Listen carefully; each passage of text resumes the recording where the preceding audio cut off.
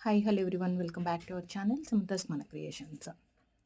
Latest డిజైన్స్లో 1 gram gold ప్లేటింగ్తో అనమాట. అంటే కొంచెం మనకి చూడటానికి గోల్డ్ రెప్లికా అని చెప్పొచ్చు. గోల్డ్లో మనకు వచ్చినట్లుగానే బ్రేస్లెట్స్ అనమాట. ఇవన్నీ కూడా సింగిల్ పీసెస్ అండి.